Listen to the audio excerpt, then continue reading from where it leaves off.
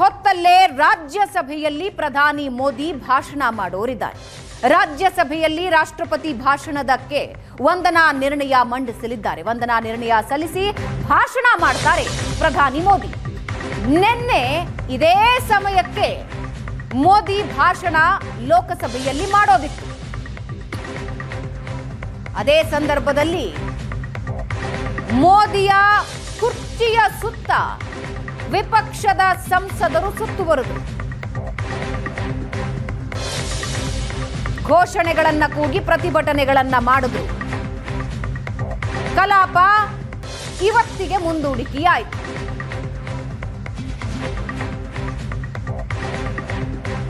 ಪ್ರಧಾನಿ ಮೋದಿ ಮಾತಾಡ್ತಾ ಇದ್ದಾರೆ. राष्ट्रपति जी के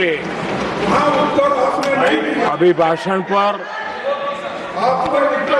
आभार व्यक्त करने के लिए This is not correct. Please take your seat. This is not correct. Please take your seat. No, no, no. Please take your seat. आप बैठिए please. आप बैठिए please. Prime Minister is on his legs. Please आप बैठिए. Please आप बैठिए.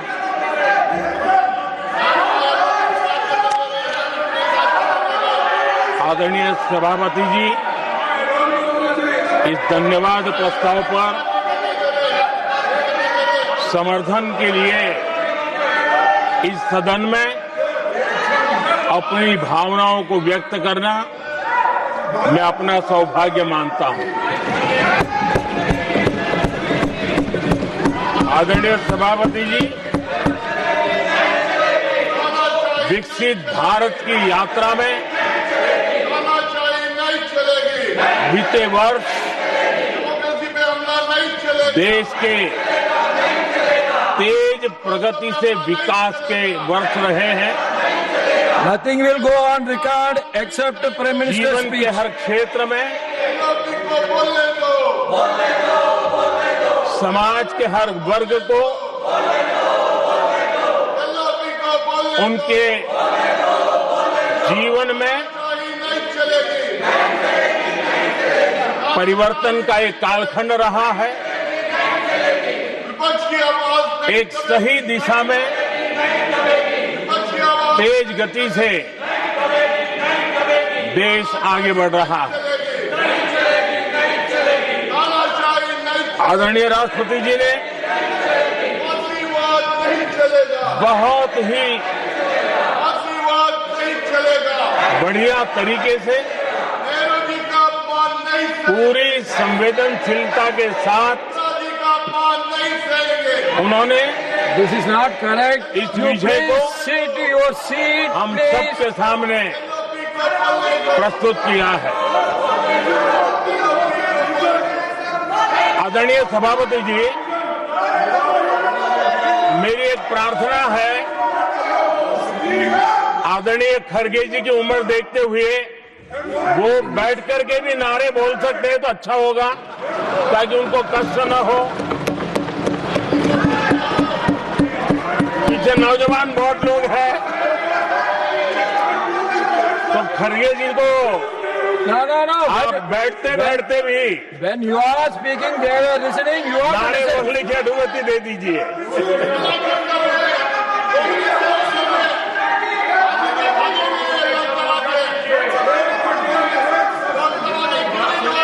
आदरणीय सभापति जी, राष्ट्रपति जी ने इस देश के मध्यम वर्ग, इस देश के निम्न मध्यम वर्ग, इस देश के गरीब, इस देश के गांव, इस देश के किसान, महिलाएं, विज्ञान हो, प्रौद्योगिकी हो, कृषि हो, सभी विषयों को लेकर के बहुत ही विस्तार से भारत के प्रगति का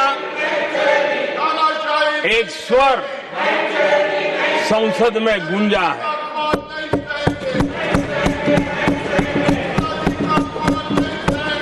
देश के नौजवान भारत के सामर्थ्य को कैसे आगे बढ़ा रहे हैं, इसकी भी विस्तार से चर्चा की है। हर वर्ग के सामर्थ्य को उन्होंने शब्दांकित किया है। और इतना ही नहीं, आदरणीय राष्ट्रपति जी ने भारत के उज्जवल भविष्य के प्रति एक विश्वास व्यक्त किया है। ये अपने आप में हम सबके लिए प्रेरक है। आदरणीय सभापति जी,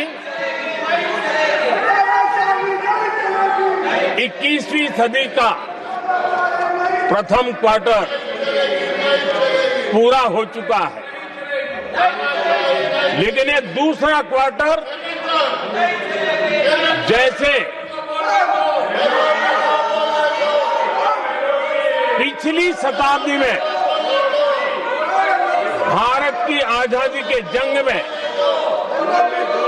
दूसरा क्वार्टर बहुत ही निर्णायक बना था। मैं साफ साफ देख रहा हूं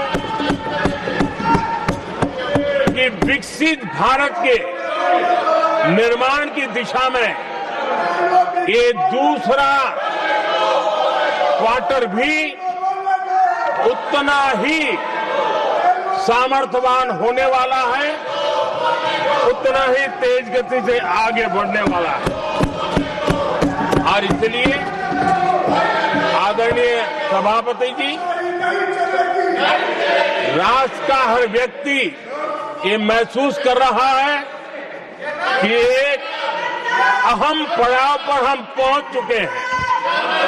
अब न हमें रुकना है, न हमें पीछे मुड़ करके देखना है।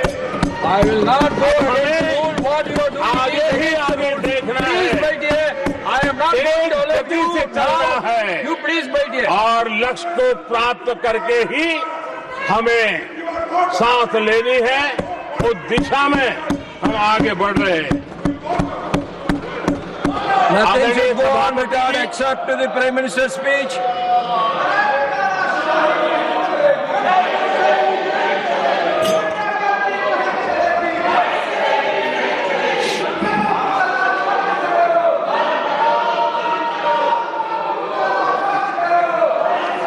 आदरणीय सभापति जी, वर्तमान में अगर हम देखें तो भारत के भाग्य के अनेक सुयोग एक साथ हमें नसीब हुए। ये अपने आप में बहुत ही उत्तम संयोग है, ऐसा मैं मानता हूं। सबसे बड़ी बात है, विश्व के समृद्ध से समृद्ध देश भी बुजुर्ग होते जा रहे हैं। वहां की आबादी उम्र के उस पड़ाव पर पहुंची है हम जिन्हें बुजुर्ग के रूप में जानते हैं। हमारा देश ऐसा है जो विकास की नई ऊंचाइयां छू रहा है। उसी समय दिनों दिन हमारा देश युवा होता जा रहा है, युवा आबादी वाला देश है। ये अपने आप में एक बहुत अच्छा सुयोग है। आदरणीय सभापति जी, दूसरी तरफ मैं देख रहा हूं जिस प्रकार से विश्व का भारत के प्रति आकर्षण बढ़ा है, और उसमें भी विश्व भारत की टैलेंट का महात्म्य समझ रहा है। हमारे पास आज दुनिया का बहुत ही महत्वपूर्ण टैलेंट पूल है, युवा टैलेंट पूल है, जिसके पास सपने भी हैं, संकल्प भी है, सामर्थ्य भी है। और इसलिए ये दूसरा सुयोग है। शक्ति का आशीर्वाद हमारे साथ है। आदरणीय सभापति जी, भारत आज विश्व में जो चुनौतियां पैदा हो रही हैं, उन चुनौतियों का समाधान देने वाला एक देश आशा की किरण बना हुआ है और हम समाधान दे रहे हैं। वैसा ही एक महत्वपूर्ण सुयोग है कि आज मेजर इकोनॉमी में भारत का ग्रोथ बहुत हाई है और हाई ग्रोथ और लो इन्फ्लेशन ये बहुत ही यूनिक संयोग है और ये हमारी अर्थव्यवस्था की मजबूती को प्रदर्शित करता है। आदरणीय सभापति जी, हम जिस गति से आगे बढ़ रहे हैं, जब हमें देश की जनता ने सेवा करने का मौका दिया तब फ्रेजाइल 5 के रूप में ये देश जाना जाता था। जब हमें अवसर मिला तब देश आजाद हुआ तब हम दुनिया में 6 नंबर की इकोनॉमी थे, लेकिन इन लोगों ने ऐसा एक हाल करके रखा कि 11 पे पहुंचा दिया। आज हम 3 पर जाने की दिशा में तेज गति से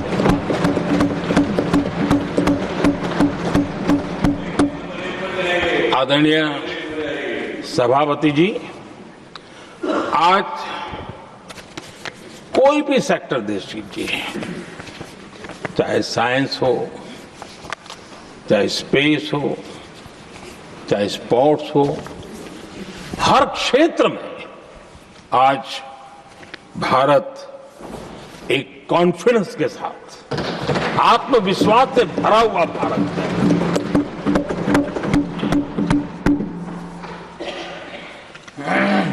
कोविड के बाद विश्व में जो स्थितियां पैदा हुई और ऐसी नई नई चीजें जुड़ती गई, आज दुनिया संभल नहीं पा रही है। ऐसे में साफ साफ नजर आ रहा है कि दुनिया एक नए ग्लोबल ऑर्डर की तरफ, नए वर्ल्ड ऑर्डर की तरफ आगे बढ़ रहा है। सेकेंड वर्ल्ड वॉर के बाद एक वर्ल्ड ऑर्डर बना था, अब एक नए वर्ल्ड ऑर्डर की तरफ विश्व बहुत तेजी से आगे बढ़ रहा है। और सबसे बड़ी खुशी की बात है, सारी घटनाओं का अराजनीतिक तरीके से, निष्पक्ष भाव से विश्लेषण करेंगे तो झुकाव भारत की तरफ है।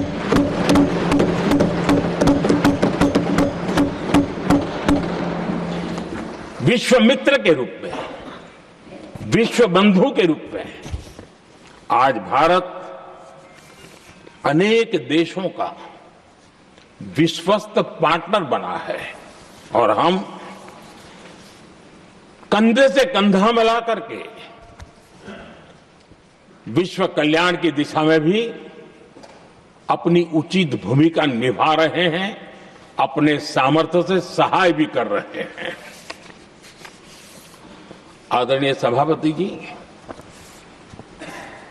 आज पूरा विश्व ग्लोबल साउथ की चर्चा करता है, लेकिन उस चर्चा के सूत्रधार के रूप में आज भारत वैश्विक मंचों पर ग्लोबल साउथ की बुलंद आवाज बन गया है।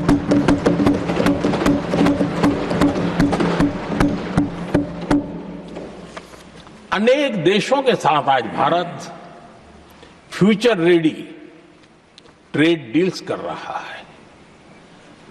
पिछले कुछ ही समय में दुनिया के महत्वपूर्ण 9 बड़े देशों के साथ 9 बड़े हमारे ट्रेड डील हुए हैं और उसमें मदर ऑफ ऑल डील एक साथ 27 देशों के साथ, यूरोपियन यूनियन के साथ।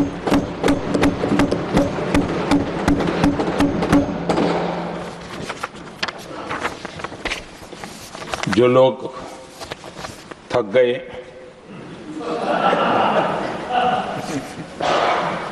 बेचारे चले गए, लेकिन कभी न कभी उनको जवाब देना पड़ेगा कि देश की ऐसी हालत कैसे बना के रखी थी कि दुनिया का कोई देश हमसे डील करने के लिए आगे नहीं आता था। आपने कोशिश की होगी, पीछे पीछे पीछे बहुत चक्कर लगाए होंगे, लेकिन किसी ने आपकी तरफ देखा भी नहीं होगा। क्या स्थिति ऐसे पैदा की? दुनिया के देश ऐसे ही भारत के साथ डील नहीं कर रहे हैं। आदरणीय सभापति जी, इसके पीछे सबसे बड़ी बात, डेवलप कंट्रीज एक डेवलपिंग कंट्री के साथ डील करता है ना, वो अपने आप में भी अर्थ जगत के लिए बहुत बड़ा है। और मेरे लिए नई बात नहीं है। जब मुझे गुजरात में सेवा करने का अवसर मिला था तो मैं एक वाइब्रेंट गुजरात समिट करता था, और मेरे लिए गर्व की बात थी कि एक स्टेट, हिंदुस्तान का एक स्टेट, मेरी इस वाइब्रेंट समिट के partner country, develop country Japan हुआ करता था। एक राज्य ने सामर्थ्य दिखाया था, आज मेरा देश ये सामर्थ्य दिखा रहा है। ये तब होता है जब आपके पास आर्थिक सामर्थ्य हो, आपके पास आपके नागरिकों के अंदर, देशवासियों में एक ऊर्जा हो, और खास करके मैन्युफैक्चरिंग के लिए एक मजबूत इकोसिस्टम हो, तब जाकर के विश्व आपके साथ डील करने के लिए आगे आता है। वोट बैंक की राजनीति में डूबे हुए लोगों ने कभी भी देश के ऐसे अनेक पहलुओं पर मजबूती देनी चाहिए, ये कभी उनकी प्राथमिकता नहीं रही, और उसी का परिणाम है। और जहां तक कांग्रेस पार्टी का सवाल है, मैं साफ साफ कहना चाहता हूं,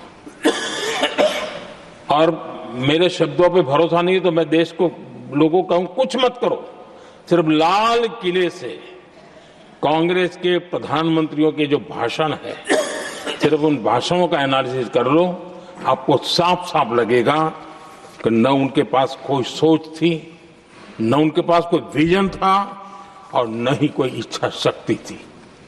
और इसका परिणाम है कि देश को इतना भुगतना पड़ा। आदरणीय सभापति जी, मैं कोटि कोटि देशवासियों का आभारी हूं, उन्होंने सेवा करने का अवसर दिया। हमारी काफी शक्ति उनकी गलतियों को ठीक करने में जा रही है। दुनिया के मन में जो उनके समय की छवि है, उस छवि को धोने में मेरी ताकत लगती है। ऐसा बर्बाद करके रखा हुआ था, और इस काम के लिए हमने फ्यूचर रेडी पॉलिसीज पर बल दिया है। और आज आपने देखा होगा, देश नीति के आधार पर चल रहा है, पॉलिसीज के आधार पर चल रहा है। एडोकिज्म को हमने त्याग कर दिया है, और उसके कारण विश्व का विश्वास बनता है। हमने रिफॉर्म, परफॉर्म, ट्रांसफॉर्म के मंत्र को लेकर के आगे बढ़े, और आज स्थिति ऐसी है कि देश रिफॉर्म एक्सप्रेस पर सवार हो चुका है।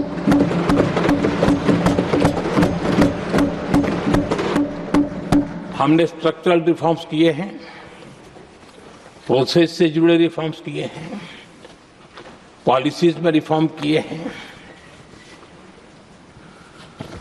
हमारा मैन्युफैक्चरिंग सेक्टर, हमारे उद्यमी ये सशक्त हो, भारत की हर चीज का वैल्यू एडिशन हो, उस दिशा में हमने प्रयास किया है। और मैं आज विश्वास के साथ कह सकता हूं, आज भारत विश्व के साथ स्पर्धा करने के लिए पूरी तरह तैयार है।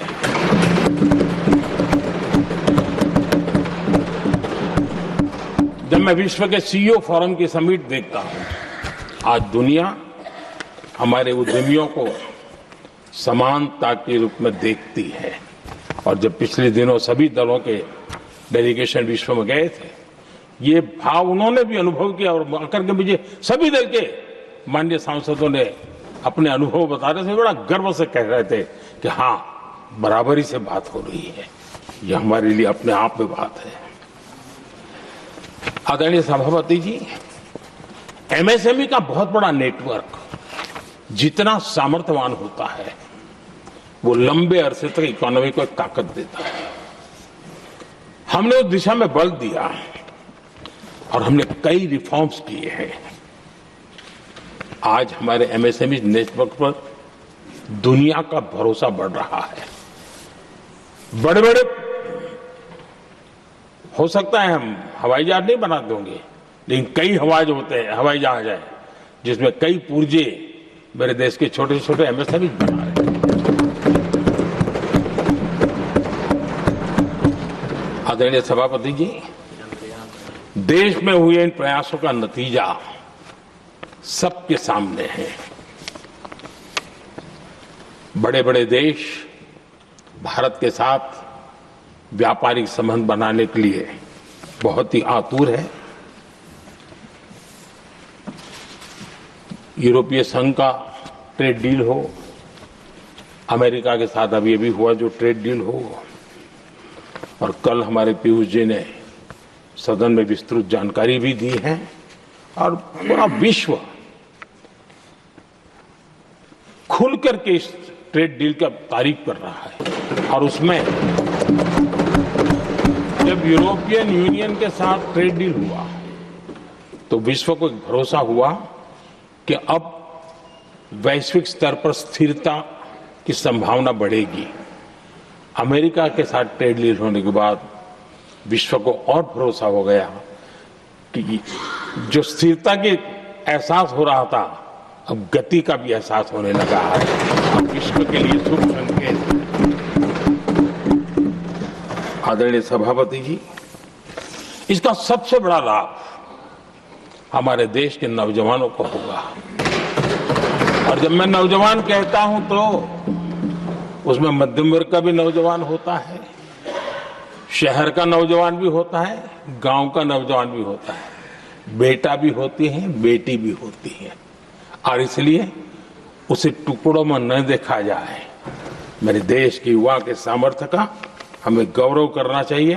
और उनके लिए पूरा विश्व बाजार अब खुल चुका है। अब उनके लिए अवसर ही अवसर है।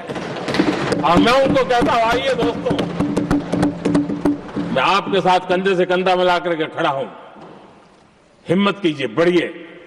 देश आपके साथ खड़ा है और दुनिया आपका स्वागत करने के लिए इंतजार कर रही है। आदरणीय सभापति जी, जिस प्रकार से दुनिया में हमारे युवा प्रोफेशनल्स की मांग बढ़ रही है, इवन केयर गिवर्स की मांग बढ़ रही है। हर कोई मिलता है, हमें इस प्रकार के लोग चाहिए। इस प्रकार कुछ लोग तो अपना स्पेशल ऑफिस यहां बना रहे हैं तो रिक्रूट करने के लिए, योग्य टैलेंट की खोज के लिए। इसका मतलब हुआ कि भारत के प्रोफेशनल्स के लिए भी विश्व में बहुत बड़े अवसर बन रहे हैं। आदरणीय सभापति जी, ये संसद का उच्च सदन, ये एक प्रकार से राज्यों का प्रतिनिधित्व करता है। और जो चर्चा की बारीकियां मैंने देखी, मेरा मन कहता है कि थोड़ा स्तर इसका ऊपर होना चाहिए था। और वहां से तो ज्यादा होना चाहिए। वो तो कितने साल तक सरकारों में रहे हैं, वहां से जरा चर्चा का स्तर ऊंचा होना चाहिए था। लेकिन उन्होंने ये मौका भी गंवा दिया। देश उन पर कैसे भरोसा कर सकता है। आदरणीय सभापति जी, मैं कल एक माननीय सदस्य को सुन रहा था। यूं तो वो अपने आप को राजा कहलाने में बहुत गर्व करते हैं, लेकिन वे आर्थिक असमानता की चर्चा कर रहे थे। बताइए, जो खुद को राजा माने और वो आर्थिक असमानता की बात करे, तो लगता है कि क्या यही देखने के बाकी रह गए थे क्या? आदरणीय सभापति जी, हमारे टीएमसी के साथियों ने काफी कुछ कहा। जरा खुद को अपने गरिमा में देखें। निर्मम सरकार पतन के जितने भी पैरामीटर्स हैं, उन सब पैरामीटर्स में नए नए रिकॉर्ड बनाते जा रहे हैं और यहां उपदेश दे रहे हैं। क्या हाल करके रखा हुआ है। ऐसी निर्मम सरकार से वहां के लोगों का भविष्य अंधकार के अंदर डूब रहा है, लेकिन इनको कोई परवाह नहीं है। सत्ता सुख के सिवाय कोई आकांक्षा नहीं, और वे यहां उपदेश देते हैं। घुसपैठ दुनिया का समृद्ध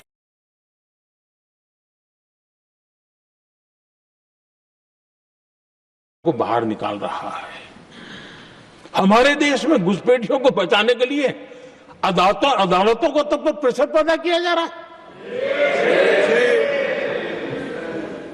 मेरे देश का नौजवान कैसे ऐसे लोगों को माफ करेगा जो घुसपैठियों की वकालत करने के लिए ताकत लगा रहे हैं। और घुसपैठिए मेरे देश के नौजवानों के हक छीन रहे हैं, उनकी रोजी रोटी छीन रहे हैं, आदिवासियों की जमीन छीन रहे हैं। बेटे बेटियों के जिंदगी पर खतरे पैदा हो रहे हैं, लेकिन उनके लिए महिलाओं पर अत्याचार होते रहे। सत्ता नीति के सिवा कुछ करना नहीं, और वो यहां पर हमें उपदेश दे रहे हैं। और ऐसे चिंताजनक सभी विषयों पर आंखें मूंद करके बैठे हुए वो लोग हैं। एक हमारे माननीय सदस्य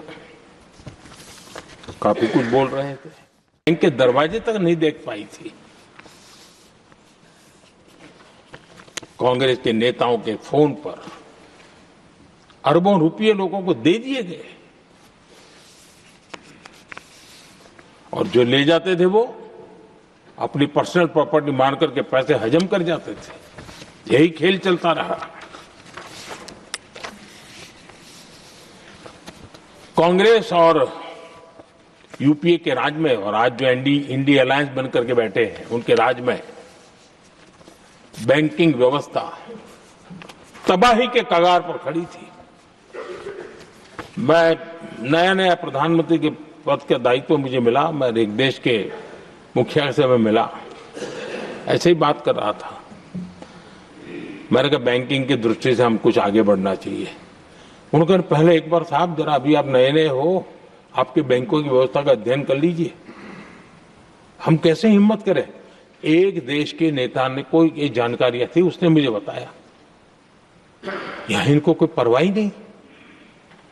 यानी एक प्रकार से उन्होंने जिस प्रकार से बैंकिंग व्यवस्था को एनपीए के पहाड़ खड़े हो गए थे। जहां भी देखो चर्चा चलती थी, एनपीए का क्या होगा, एनपीए का क्या होगा, कैसे बचेंगे। आदरणीय सभापति जी, चुनौती बड़ी थी, लेकिन हमने समझदारी से काम दिया। बैंकिंग व्यवस्था के सब कर्ता धर्ताओं को विश्वास में लिया। रिफॉर्म की आवश्यकता थी, हिम्मत के साथ रिफॉर्म किए, पारदर्शी व्यवस्था बनाई, ढेर सारे बैंकिंग रिफॉर्म्स हुए, और जो सरकारी बैंक दुर्बल हो चुकी थी, ठीक नहीं चल पाती थी, उसको हमने बड़ी बैंक के साथ मर्जर कर दिया। और मुझे याद है किसी एक महाशय बड़े अपने आप को विद्वान मानने वाले ने लिखा था, अगर मोदी सरकार बैंकों में ये कर ले तो हिंदुस्तान का बहुत बड़ा रिफॉर्म हो जाएगा। वो काम मैंने आते ही कर दिए थे। आदरणीय सभापति जी, और इन सारी चीजों का नतीजा हुआ बैंकों में जो बीमारी घर कर गई थी, उस बीमारी से बैंकों को मुक्ति मिली। बैंकों का स्वास्थ्य सुधरा, लगातार सुधरा, अभी भी तेजी से आगे दौड़ रहे हैं। और बैंकिंग का जब स्वास्थ्य सुधरा तो लेन देन का कारोबार भी उनका बढ़ा, लोगों को पैसे मिलने लगे, सामान्य व्यक्ति को पैसे मिले। ऐसे ऐसे गरीब लोगों को लोन मिले जिनके लिए कभी बैंक के दरवाजे बंद थे, बेचारा दूर से देख करके उसे जाना पड़ता था। आज मुद्रा योजना जो देश के नौजवान को अपने पैरों पर खड़े रहने की ताकत देता है, मुद्रा योजना जो स्वरोजगार की प्रेरणा देता है, लेकिन स्वरोजगार के भाषण के काम नहीं होता है, उसका हाथ पकड़ना पड़ता है, उसको साथ देना पड़ता है, उसको सहाय देनी पड़ती है। और हमने मुद्रा योजना के द्वारा 30 लाख करोड़ रुपया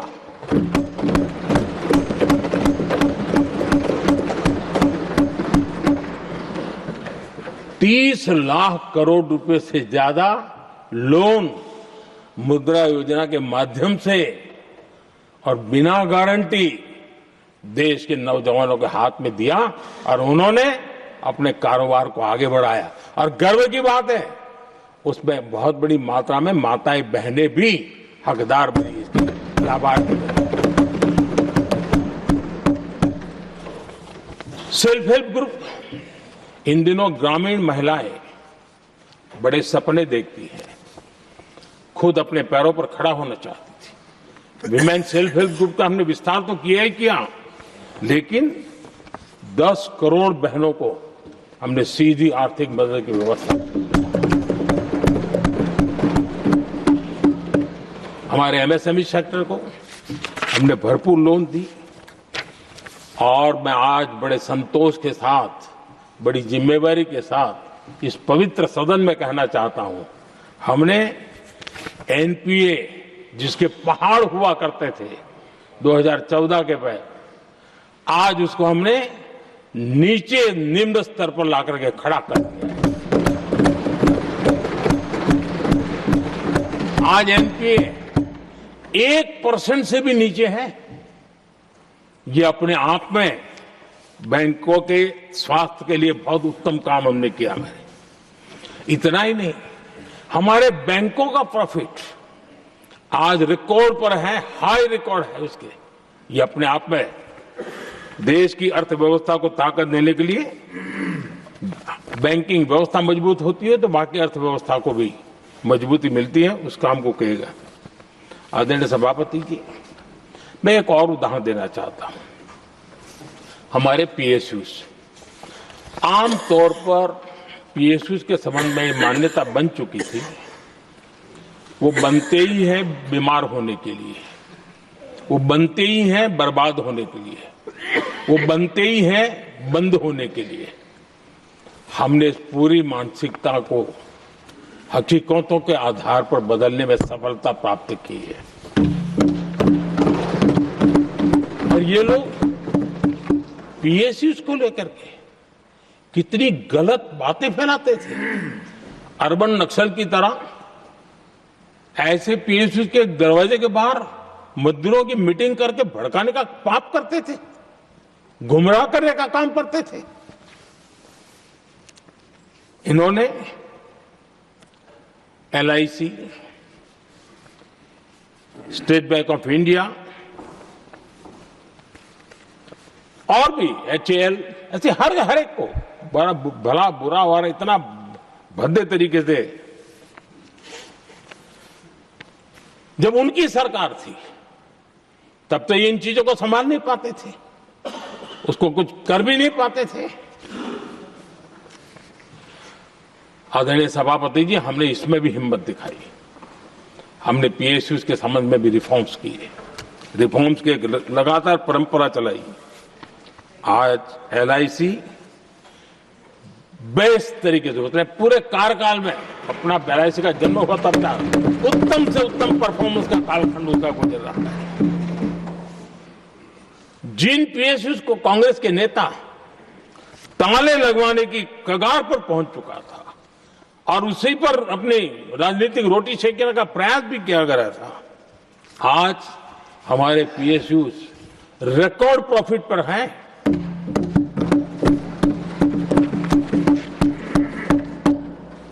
इतना ही नहीं, वे अपने परफॉर्मेंस से मेक इन इंडिया को भी गति दे रहे हैं।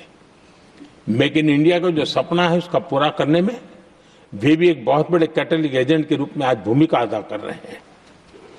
रिकॉर्ड संख्या में रोजगार बना रहे हैं। इतना ही नहीं, हमारे कुछ पीएसयूज आज विश्व के अंदर जा रहे हैं, विश्व में भी अपनी ताकत दिखा रहे हैं, विश्व के साथ जुड़ रहे हैं, दुनिया के कई देशों के विकास यात्रा में वो भागीदार बन रहे हैं।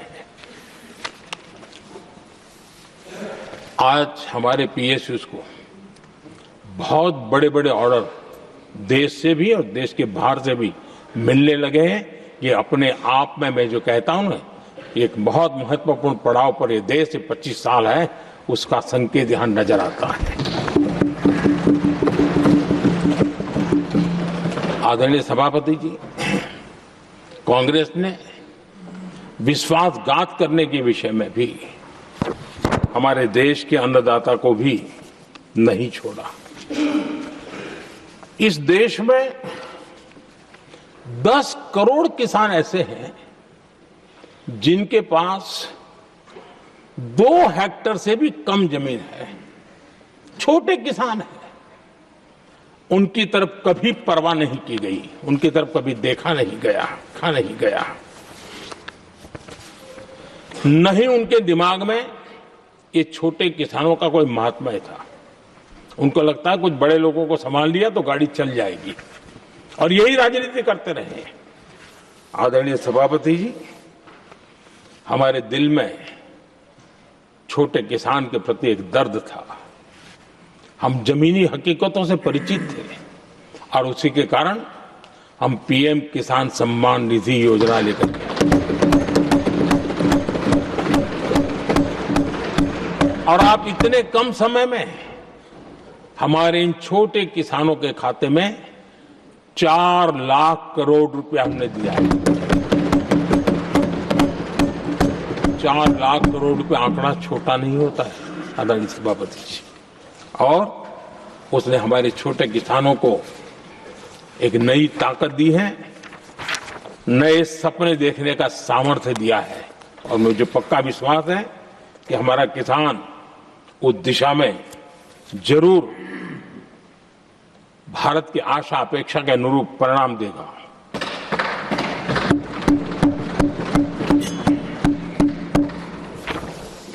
आदरणीय सभापति जी,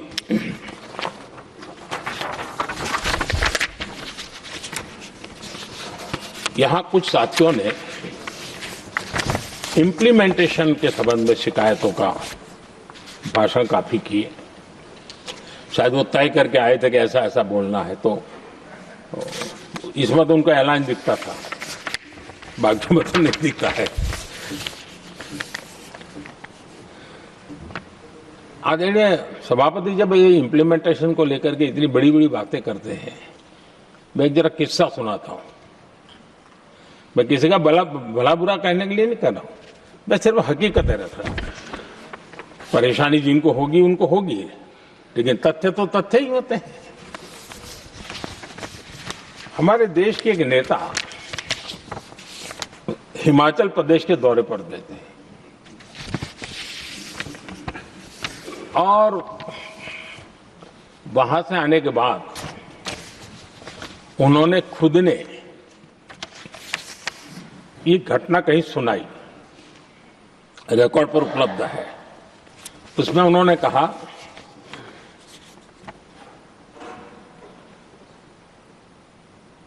उस नेता ने क्या कहा, मैं उन्हीं के शब्द पढ़ रहा हूं। काफी लंबे समय तक मुझे योजना आयोग से संघर्ष करना पड़ा, क्योंकि वे पहाड़ी क्षेत्रों के लिए अलग योजनाएं बनाने को तैयार ही नहीं थे। मैं हिमाचल प्रदेश गई थी, जब मैं वापस आई तो मैंने योजना आयोग में कहा कि हमारे कामदारों को, वर्कर्स को जीप की जरूरत नहीं है, बल्कि खच्चरों की आवश्यकता है, ताकि कम से कम उन पर सामान आदि लादा जा सके। आगे उन्होंने कहा, लेकिन मुझे बताया गया हम पैसा तो जीप के लिए ही देंगे, क्योंकि खच्चरों के लिए पैसे देने की पॉलिसी नहीं है। इसी भाषण में आगे वो कहती हैं, अब वहां सड़कें ही नहीं थी। उनका कहने का कारण यह था कि हिमाचल में जहां वो गई वहां सड़कें ही नहीं थी। अब वहां सड़कें ही नहीं थी तो फिर उस पर जीप का क्या लाभ हो सकता है? जीप लेकर के कौन जाएगा जहां रोड नहीं है? लेकिन उस समय योजना आयोग का जोर था या तो जीप या तो कुछ भी नहीं। आदरणीय सभापति जी, ये भाषण किसी और का नहीं, ये कांग्रेस के वरिष्ठ नेता और तत्कालीन प्रधानमंत्री इंदिरा गांधी का भाषण है।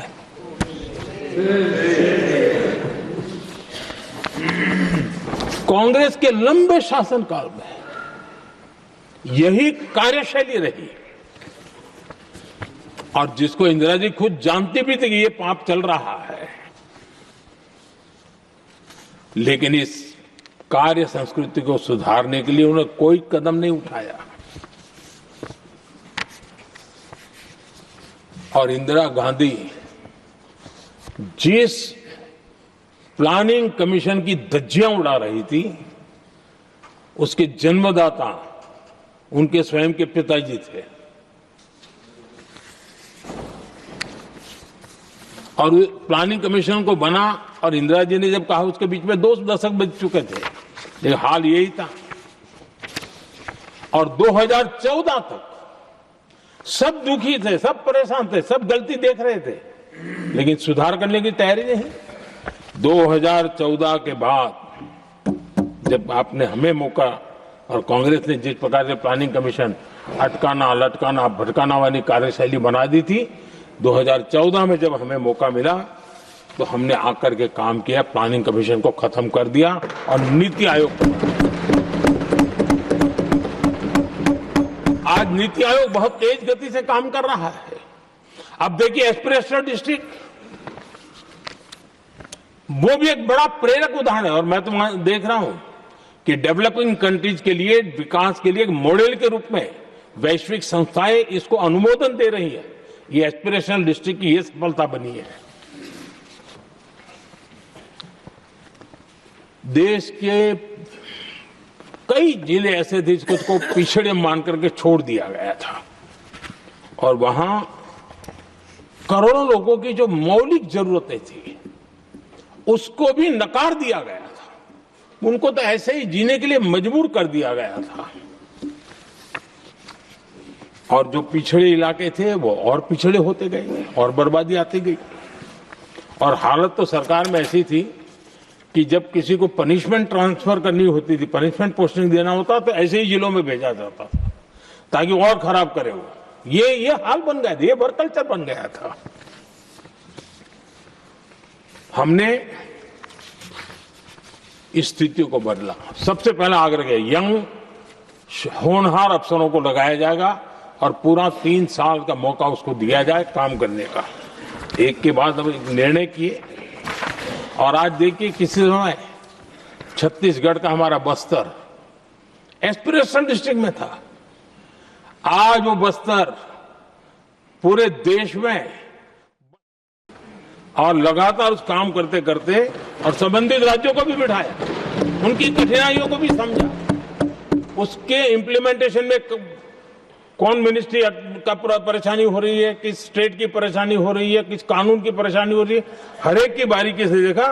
और आज मैं गर्व से कह सकता हूं कि इस प्रगति के इम्प्लीमेंटेशन को बारीकी से प्रधानमंत्री के स्तर पर देखे जाने के कारण 85 लाख करोड़ रुपीस का काम को गति मिली। 85 लाख करोड़ रुपीस के काम, आप कल्पना कीजिए देश की कितनी बड़ी शक्ति को अनलॉक किया हमने। इंप्लीमेंटेशन कैसे होता है ये हमने करके देखा है। रेल हो, रोड हो, सिंचाई हो, ग्रामीण कोई व्यवस्था का काम हो, इन सारी चीजों को हमने इसमें लिया। अब जैसे जम्मू उधमपुर श्रीनगर बारामूला रेल लाइन, आज ये प्रोजेक्ट पूरा हुआ। और बर्फबारी में इन दिनों आपने देखा एक वीडियो बहुत पॉपुलर हुआ है, बर्फ के बीच में से चारों तरफ बर्फ की चादर छाई हुई है और वंदे भारत ट्रेन निकल रही है और लोग कहते हैं गलती मत करना, है तो विदेश है, ये हिंदुस्तान है, ये रील चल रहे हैं बाजार में।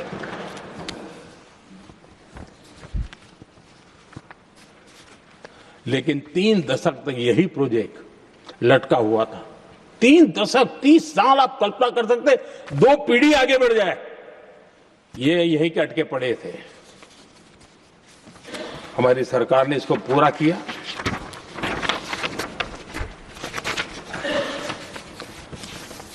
आदरणीय सभापति जी, मैं असम की बात करता हूं और कोई ये मत सोचो कि मैं चुनाव है इसलिए बोल रहा हूं। इनके पाप है इसलिए मुझे कहना पड़ रहा है। कांग्रेस सिर्फ इमेजिन करती है और इंप्लीमेंट करने का उनको कोई लेना देना ही नहीं होता है। अब असम का बोगीबिल ब्रिज, ये बोगीबिल ब्रिज अरुणाचल और असम को जोड़ने वाला बहुत महत्वपूर्ण ब्रिज, कितने ही सालों तक ये प्रोजेक्ट लटका रहा। हमने प्रगति के माध्यम से इसको रिव्यू किया और असम सहित पूरे नॉर्थ ईस्ट को बहुत बड़ी सुविधा वाला ये काम हमने पूरा किया। आदरणीय सभापति जी,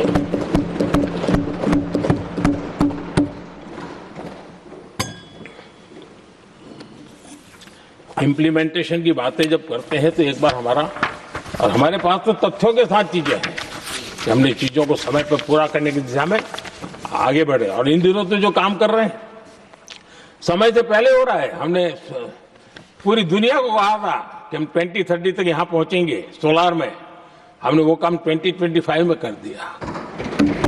हमने इथेनॉल का समय तय किया था, हम उसमें भी 2-3 साल पहले ही काम पूरा कर लिया। तो एडवांस में हम काम पूरा करने का इंप्लीमेंटेशन की ताकत हमारे से उससे भी ज्यादा है। आदरणीय सभापति जी, भाजपा हो, एनडीए हो, हमारा अप्रोच, चीजों की तरफ देखने का हमारा दृष्टिकोण, समस्या के समाधान के लिए हमारी सोच और कांग्रेस के बीच में आसमान जमीन का अंतर है, बहुत फर्क है। मैं आपको उदाहरण देता हूं। हमारी सोच यह है कि 140 करोड़ देशवासी ये इतने सामर्थ्यवान हैं कि वह चुनौतियों को समाधान दे सकते हैं। ये हमारी सोच है। हमारा भरोसा है देशवासियों पर, उनके सामर्थ्य पर हमारा भरोसा है और यही लोकतंत्र की भी सच्ची ताकत होती है। लेकिन कांग्रेस देशवासियों को ही समस्या मानती है। अब मैं इनका इतना बोल करके छोड़ दूंगा तो आज पता नहीं रात को उनको नींद नहीं आएगी और गालियां कल कैसी दे उसका प्लानिंग चलेगा। लेकिन मैं उदाहरण के साथ बताना चाहता हूं किस प्रकार से लोग सोचते थे देशवासियों के लिए।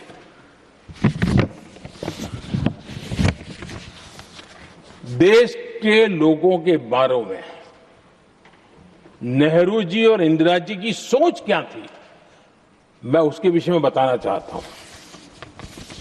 इंदिरा जी एक बार ईरान गए थे और ईरान में वो भाषण दे रही थी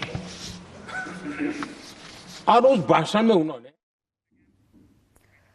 ರಾಜ್ಯಸಭೆಯಲ್ಲಿ ಭಾಷಣ ಮಾಡ್ತಾ ಇರೋ ಪ್ರಧಾನಿ ಮೋದಿ ಸರ್ಕಾರದ ಅಭಿವೃದ್ಧಿ ಕಾರ್ಯಗಳನ್ನ ಹೇಳ್ತಾಲೆ ಕಾಂಗ್ರೆಸ್ ವಿರುದ್ಧ ಹರಿಹಾಯ್ದ್ರು. ಇದರೊಂದಿಗೆ ಇವತ್ತಿನ ಪಾರ್ಟಿ ರೌಂಡ್ಸ್ ಮುಗಿಸ್ತಾ ಇದ್ದೀವಿ. ನೇರ ದಿಟ್ಟ ನಿರಂತರ ಸುದ್ದಿಗಾಗಿ ನೋಡ್ತಾ ಇರಿ ಏಷ್ಯಾನೆಟ್ ಸುವರ್ಣ ನ್ಯೂಸ್.